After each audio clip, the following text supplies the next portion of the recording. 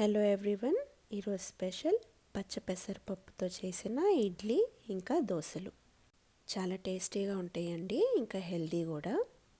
చూడండి ఎంత స్పాంజీగా ఉన్నాయో. అల్లం చట్నీ కాంబినేషన్ అయితే టేస్ట్ ఇంకా బాగుంటుందండి.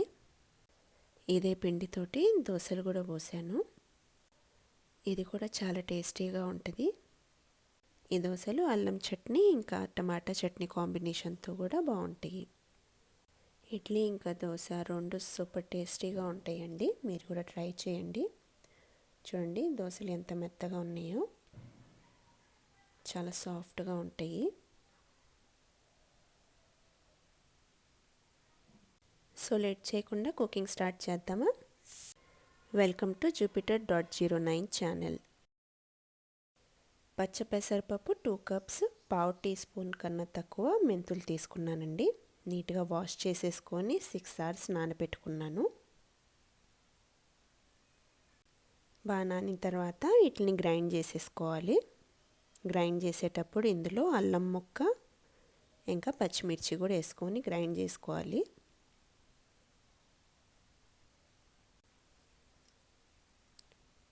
చూడండి గ్రైండ్ అయిపోయింది కదా. ఇంకా ఫర్మెంటేషన్ కోసం నైట్ అంతా వదిలేద్దాము. నెక్స్ట్ డే మార్నింగ్ అండి, చూడండి ఎంత బాగా ఫర్మెంట్ అయిందో. వింటర్ సీజన్ అయితే ఓవర్ నైట్ ఫర్మెంటేషన్కి వదిలేసేయండి, మార్నింగ్ కల్లా ఫర్మెంట్ అయ్యిద్ది.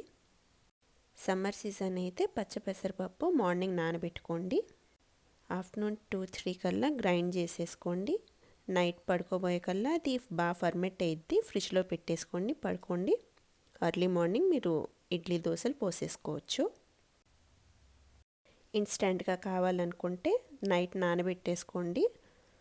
మార్నింగ్ గ్రైండ్ చేసుకున్నాక అందులో సోడా ఉప్పు లేదా ఈనో వేసుకొని ఇడ్లీలు వేసేసుకోండి. అంతేనండి, ఈ 3 ప్రాసెస్ ఉన్నాయి.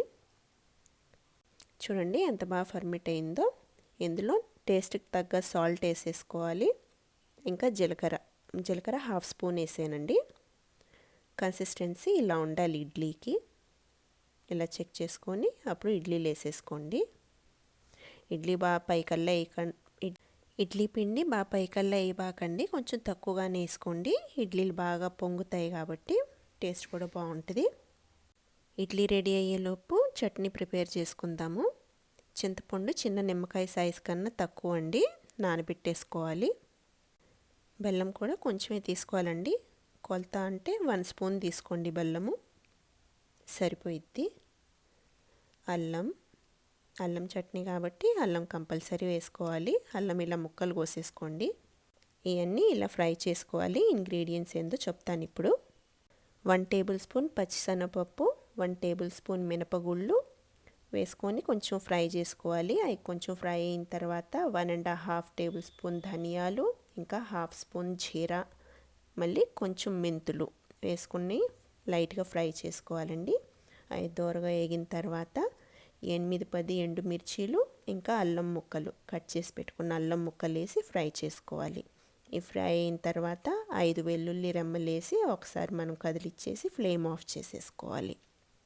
అంతేనండి. చల్లారిన తర్వాత గ్రైండ్ చేసుకోవాలి. గ్రైండ్ చేసుకునేటప్పుడు నానబెట్టుకున్న చింతపండు, ఇంకా బెల్లం, సాల్ట్ టేస్ట్కి తగ్గ సాల్ట్ వేసుకొని గ్రైండ్ చేసుకోవాలి. చూడండి ఎంత బాగా గ్రైండ్ అయిందో. ఇది తాలింపు వేసేసుకోవాలి. ఇడ్లీలు కూడా రెడీ అయినాయండి. చూడండి ఎంత బాగా పొంగినాయో. అంతేనండి. ఇప్పుడు దోశలు పోసేసుకుందాము. ఇది ఇడ్లీ పిండి కదా, ఇందులో కొంచెం వాటర్ కలుపుకొని మనం దోశలు బ్యాటర్లా రెడీ చేసుకోవాలండి. ఇందాక గట్టిగా ఉన్నప్పుడు ఇడ్లీలు వేసుకున్నాము, ఇప్పుడు కొంచెం పల్చగా చేసేసుకోవాలి. పల్చగా చేసేసుకొని దోశలు పోసేసుకుందాం. సేమ్ పిండితో మనం ఇడ్లీలు ఇంకా దోశలు వేసుకున్నాము. కన్సిస్టెన్సీ అలా ఉండాలండి, అప్పుడు దోశలు బాగా వస్తాయి. దోశలు ఒకవేళ క్రిస్పీగా కావాలనుకుంటే సపరేట్గా నానబెట్టుకోవాలండి. బియ్యం వేసుకొని నానబెట్టుకుంటే మనకి దోశలు క్రిస్పీగా ఉంటాయి. 2 కప్పులు మనం పచ్చిపెసరు తీసుకుంటే 1 కప్పు బియ్యం తీసుకొని నానబెట్టుకోవాలి. అప్పుడు దోశలు క్రిస్పీగా ఉంటాయి. ఇలా అయితే దోశలు బాగా మెత్తగా సాఫ్ట్గా ఉంటాయి. ఇవి కూడా టేస్టీగా ఉంటాయి. ఓకేనండి, దోశలు కూడా రెడీ అయిపోయినాయి. అంతే, సర్వ్ చేసుకోవటమే. టేస్టీగా ఉన్నాయి ఇడ్లీ ఇంకా దోశలు రెడీ అయిపోయినాయి. Thanks for watching.